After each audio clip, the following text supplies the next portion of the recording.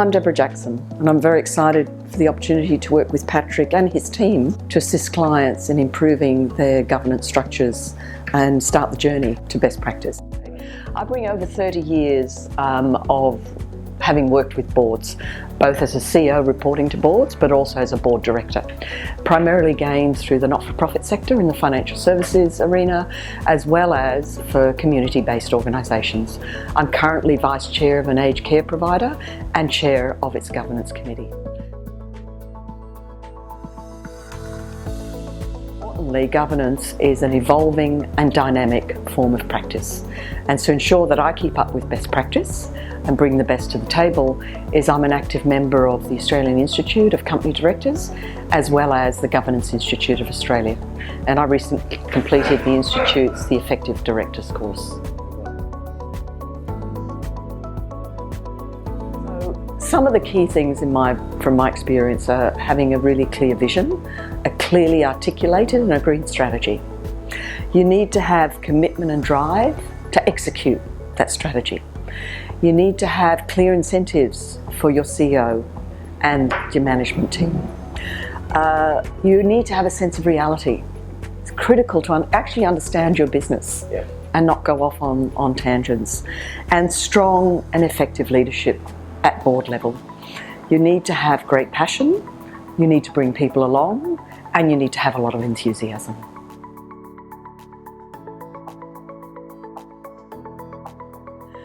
In my experience, there are numerous and varied reasons why people don't quite get their governance right. It could be that there's no clarity about the role of the board versus management. Where are the blurring of the lines? Clearly, you need to have strong board development. People come to the table and they need to have continual ongoing development for their skills. You need to be setting the strategy properly. And if you need assistance from externally, that's what you need to get. But you also need commitment to execute that strategy and manage it along the way and ensure that you've actually made people accountable for the outcomes. And I think importantly in community-based organisation, it's about tending appropriately to relevant stakeholders.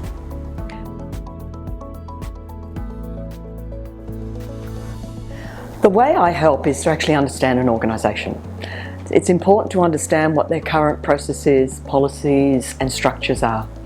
It's getting to know what is your strategy and what are you doing to achieve it. It's interviewing key people within an organisation. Often you'll find what the culture is of that organisation, but it's important to know from their own perspective what it is they believe is working and what they think isn't working, because that's a good starting point.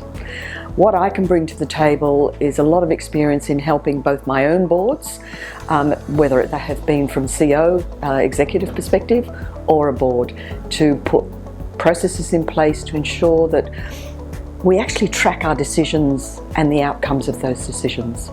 It's ensuring that we maximise the opportunities for committees, board committees, to work well and be effective, and ensure that the board itself is accountable for its outcomes.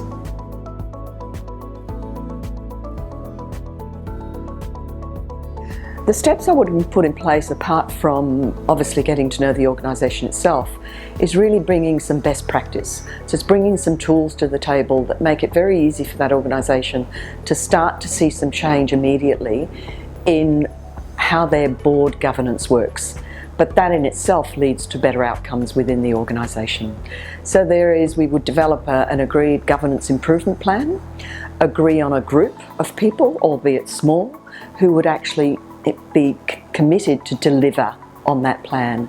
And part of that plan is at least an annual assessment to see where are we getting this right, where are we getting it wrong, and what needs to change. Because I think I mentioned earlier, this is an evolving and dynamic process. It is not static, and the organisations change, best practice changes, and the expectations of community change. So we need to take all of that into account on our journey to great governance.